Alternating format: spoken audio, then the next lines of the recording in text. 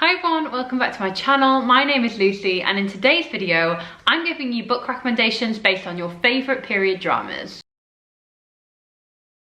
So it's no surprise that I'm a huge period drama, costume drama fan, and I love historical fiction, so the two kind of just work together so well. But if you've not seen my video that I did on my favourite period dramas slash costume dramas, I'll leave that link down below, just so you can get a sense of what my favourites are. But there's something so escapist and lovely and comforting to me about dramas that are set in the past, and especially like a period drama or a costume drama where it's either set in like Regency era or it's a bit more historical or it follows the lives of kings and queens, like all that stuff, I eat it up. But what I thought would be fun would be to give you book recommendations based on your favourite period dramas. So I picked a selection of the most popular period dramas out there, and I have come up with some books that kind of have the same feel, the same vibe to those period dramas.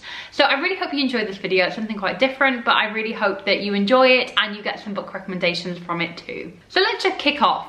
Everyone's favourite period drama at the minute, Bridgerton. I mean, Queen Charlotte has just come out. I haven't watched it yet because I've been on holiday, but trust me, I'm going to be watching it this week and I cannot wait.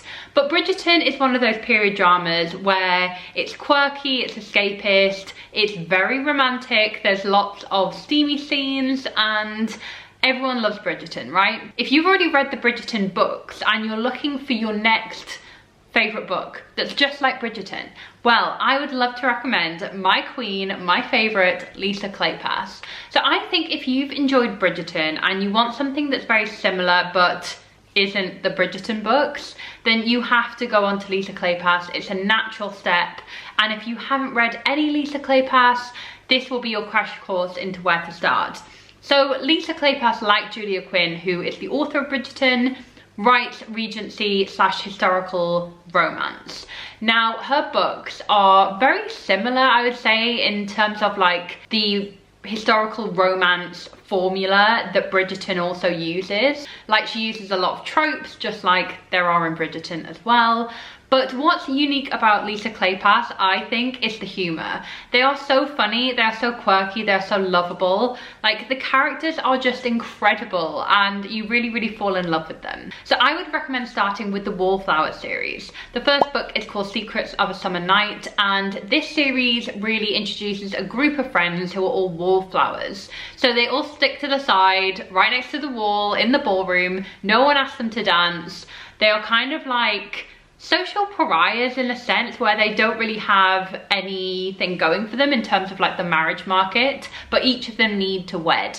So this series is incredible because not only do you have a great friendship group, but you also see each of these women, each of these wallflowers fall in love and get there happily ever after, which is perfect. And just like Bridgerton, where Bridgerton obviously takes a member of the family, the Bridgerton family, but Lisa Claypass's Wallflower series takes each member of a friend group and gives them an incredible romance. If you have finished the Wallflower series and you want to go on to Lisa Claypass's other series, I really would recommend the Hathaway series. I only read more recently compared to her other series, and it's just as good. Like, all of Lisa Claypass's series are 10 out of 10. And after the Hathaway series, I recommend the Ravenels, which is a family. It's kind of like the Bridgerton series, where it takes each of the Ravenel family in turn and gives them their own love story. So absolutely incredible. Like, you won't regret reading a Lisa Claypass book, in my opinion. So I really hope that if you're done with Bridgerton, like you've read that series and you're looking for your next kind of Bridgerton fix, Lisa Claypass is definitely the way to go.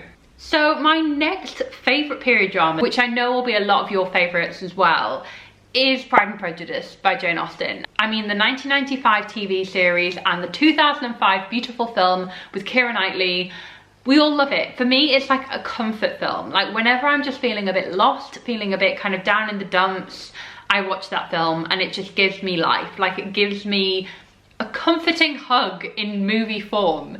But say you have already read Pride and Prejudice and you're like, what do I read next? Like, what's the next book that will give you the same feels, that is super comforting, that is Regency, that is romantic? Then I would really recommend A Lady's Guide to Fortune Hunting by Sophie Irwin. So this, as it says in the title, is about a woman who is down in her luck. Like, her family are in trouble money-wise. Like, they are poor, they are impoverished, and our main character, Kitty, I think her name is, she makes it her quest to find a very wealthy husband, and she will not stop until she finds that wealthy husband.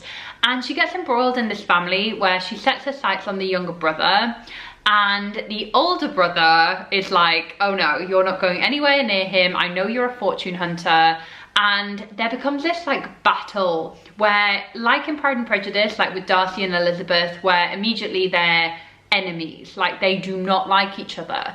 It's a similar setup in A Lady's Guide to Fortune Hunting, where the older brother and the main character just refuse to have anything to do with each other. They hate each other because, to the main character, the older brother is really getting in her way when she just wants to make a move on his younger brother and get his fortune. So I really enjoyed this. I thought it was loads of fun. I don't think anything can really replicate the comfort that I get from Pride and Prejudice, but if you are looking for something really fun, very quick, Regency, then you'll really enjoy A Lady's Guide to Fortune Hunting. I thought it was a hell of a good time, and I was rooting for the love story at the heart of this as well. So one of many people's favourites is Outlander, and it's one of my favourites. I watch every single season, so excited that it's coming back very soon.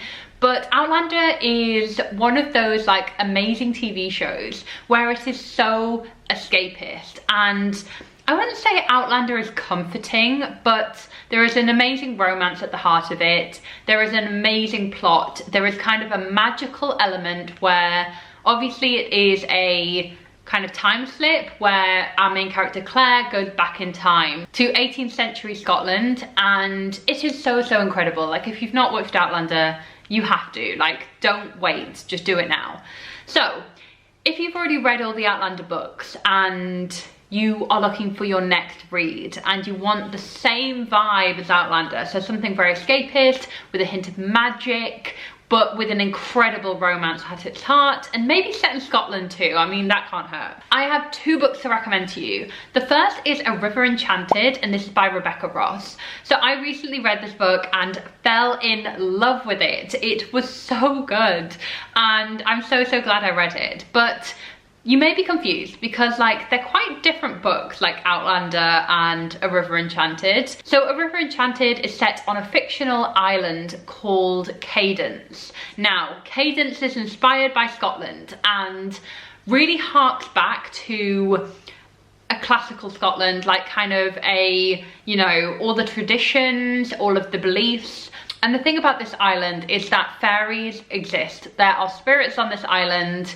and the people of the island tend to really like try and commune with them. They leave out offerings, they believe in the spirits of the island, and they pay their respects to them. So when our main character Jack comes back from the mainland where he's been studying to be a bard, he comes back to the island because he's been summoned, he thinks, by the laird of the island.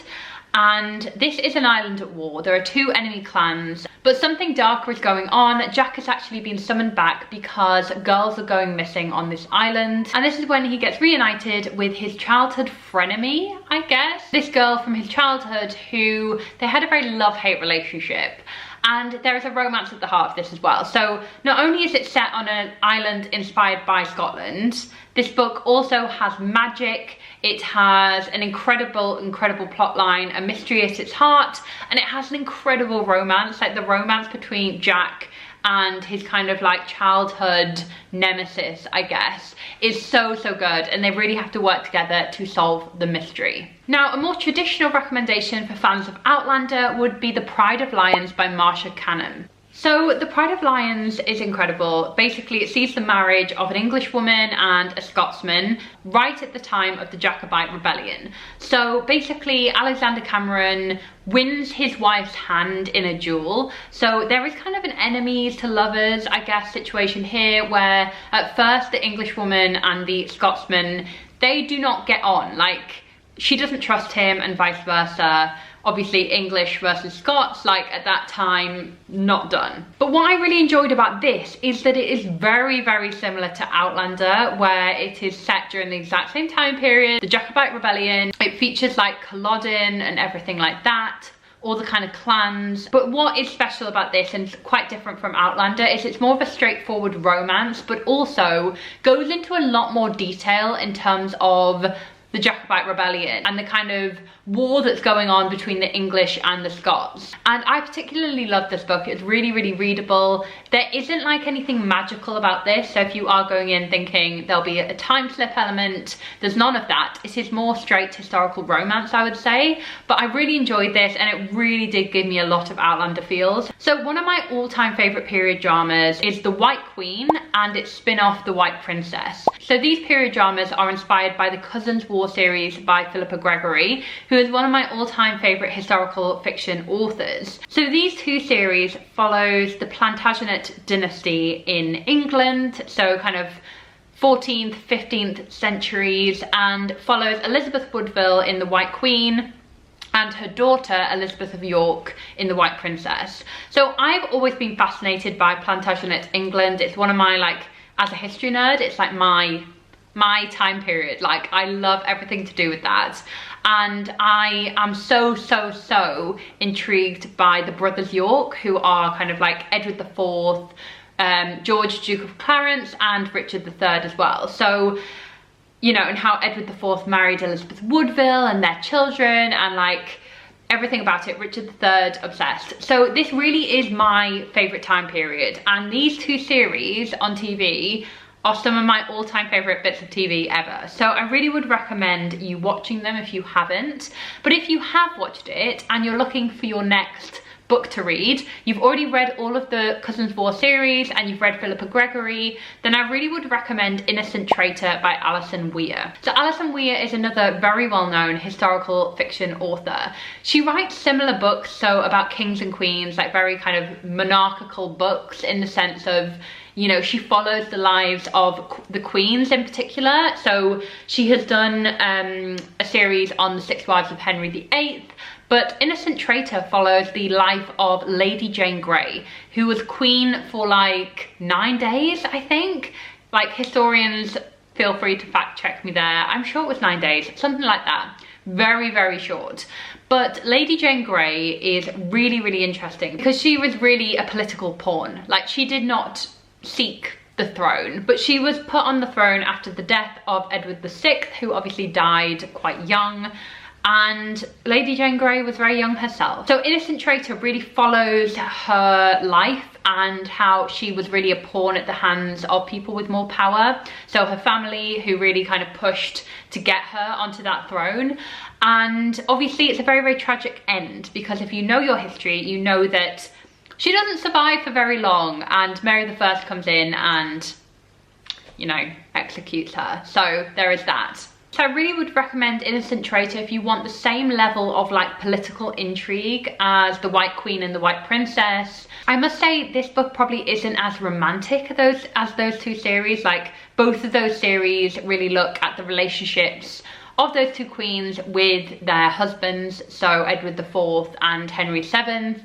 But it's still incredible. Like, it's such a good read. So if you enjoyed The White Queen and The White Princess, you will enjoy Innocent Traitor. I really do think you will. So the next period drama, which is another favourite of mine, and I'm sure a favourite of many of you as well, is Jane Eyre. In particular, I love the film with Michael Fassbender in. I love Michael Fassbender, what can I say? But I really enjoyed this film. I thought it was great. So if you've read Jane Eyre and you're looking for vibes that are the same, so something quite gothic, a romance at its heart, that's just gonna pull you in, that's very atmospheric, then I have two books to recommend to you. The first book is quite an obvious one. It is Rebecca by Daphne du Maurier. I think if you enjoy Jane Eyre, you'll like Rebecca because they are very similar. Rebecca is the story of a young woman who gets married to an older man, and she moves to a place called Manderley, which is like his ancestral home. And there she becomes obsessed with his ex-wife called Rebecca. Like, she is very much a presence in that home, and you know, there is a lot of secrets around her and the cause of her death, and our main character in Rebecca really becomes obsessed with Rebecca. And this is quite similar to Jane Eyre in the sense that Jane starts to get very close to Mr. Rochester and starts to realise that there is more than meets the eye about Mr. Rochester and his relationship with his ex-wife. And no spoilers here if you've never read or watched Jane Eyre, but you know that there is an ex-wife situation that's quite similar, I think, to the situation in Rebecca. So I'd recommend reading Rebecca if you haven't.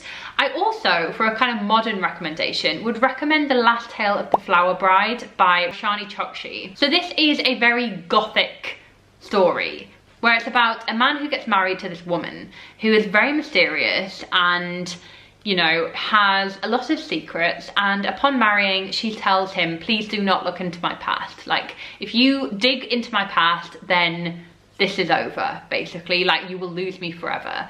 And she is summoned back to her family home because her aunt is dying, and the bridegroom cannot help but dig into her past. And when he does, he learns something that is very, very hard to reconcile. And it is very dark, it's very, very gothic, but there is that kind of central relationship at its heart, and there are a lot of secrets to uncover, which is why I think if you love Jane Eyre, I think you will really enjoy The Last Tale of the Flower Bride, because it is super gothic, super intriguing, and I adored it. So another favourite TV series of mine, period drama, is The Borgias. Now, The Borgias follows the life of the Borgia family, who were extremely influential in the Italian Renaissance. So Pope Alexander VI was a Borgia, and he had two children, Lucrezia and Cesare, and in actual kind of history he had a lot more children than that, but Lucrezia, Cesare and Alexander VI are the kind of main focal points of the Borgias, the series, because they are very, very like corrupt, and they will do anything to protect the family. It's kind of like a mafia style situation, but it's obviously based on history. And the Borgias were an incredible, powerful, influential family in Italy at the time, and obviously Alexander was the Pope, so very, very powerful. And this series sees them do a lot of very dark things to keep hold of the power that they have. And there's also kind of rumours in history of a relationship between Lucrezia and Cesare, and the series really looks into that as well, let's just say that. So in terms of books that I would recommend for the same type of vibe that maybe even feature the Borgias are books by Sarah Dunant. And I'm probably butchering her last name there, but Sarah Dunant wrote The Birth of Venus, which is set in the Italian Renaissance. She also wrote Blood and Beauty, which is actually a story of the Borgias. And Sarah Dunant, for the Italian Renaissance, is like an author to go to, basically. I've not read all of her books. I've not read The Birth of Venus, but I really would recommend Blood and Beauty because it does a really good job of telling the story of the Borgias. So Alexander VI, Cesare and Lucrezia. So I'm obsessed with the Italian Renaissance. I think it's a fascinating period, a lot of very big players at the time. I do find the Borgias really interesting, and it really was that TV series that just sparked my interest in this area and got me to read wider. So do check out The Birth of Venus, do check out Blood and Beauty by Sarah Dunant if you want more of the Italian Renaissance and the Borgias in particular. And my final period drama that I have book recommendations for is Les Miserables, the film. So one of my all-time favourite films. I absolutely adore Les Mis. The film in particular just gives me all the feels. Like, I think it is a really good adaptation of the musical. And I'm a big musical fan, so I just watch that film whenever I can, basically. So I have two book recommendations for you if you really love Les Miserables. The first one is called Enchante, and this is by Gita Trellis. So Enchante is actually set on the cusp of the French Revolution. Obviously Les Mis is set in a very similar period as well, but this book really explores magicians, magic, political intrigue, the lot. So this follows our main character Camille, who has been taught magic from her mother, and it's very kind of like superficial magic, so she can change her appearance, like she can do, you know, little fun stuff like, you know, bewitching coins to make them look like actual money. But then she manages to infiltrate the court of Versailles by basically changing her appearance to look like a baroness. And there she kind of experiences wealth, privilege. She gets in with a group of friends who she finds it really hard to give up. Obviously, she knows that she is just faking all this, but she manages to convince the court that she is this very wealthy, aristocratic woman. And on top of this, she meets this man who is very intimidating, and he seems to see right through her. He seems to know that she is using magic and is threatening to basically bring her down. So Enchante was a lot of fun. It is YA. I would recommend it if you want something that looks at the divide between the poor and the aristocracy on the cusp of revolutionary France. It does a really good job of like not shying away from the poverty at the time, which of course Les Mis does so wonderfully. So I really would recommend Enchante. And then the second book I really want to recommend is The Court of Miracles by Kester Grant. So this is another historical fantasy, and The Court of Miracles is set after the revolution. So the revolution of France, like the revolution, has failed. And The Court of Miracles really sees the fallout of that. So Paris has become a lawless place, a very dangerous place, where basically the criminal underworld has divided up into factions. There are guilds for thieves, smugglers, assassins, and together they form the Court of Miracles. And when the main character, Nina's sister, is stolen by one of the cruelest lords of this criminal underworld, she has to join the Thieves Guild in order to have a chance of bringing her back. But there are rules to this miracle court, like there is a lot holding her back from rescuing her sister. So again, this really looks at the divide between the poor and the wealthy, and honestly, this was a complete ride. Like, this was an incredible book. It is historical fantasy, so it is not based on real events. It is very much kind of taking a view of what would happen if the revolution of France failed. And it's very Les Mis-like. Like, it is just kind of gritty and doesn't shy away from exposing the horrors of France at the time. So I really would recommend this book if you enjoyed Les Mis. Like, I had a great time and it gave me all the Les Mis vibes as well. So guys, thank you so much for watching. Those are all my book recommendations based on your favorite period dramas. I do hope you got some good recommendations here, and do let me know if you've got any recommendations on any of these period dramas, like any books you think I would love, down in the comments below. Thank you so much again for watching, and I'll see you very soon with my next one. Bye!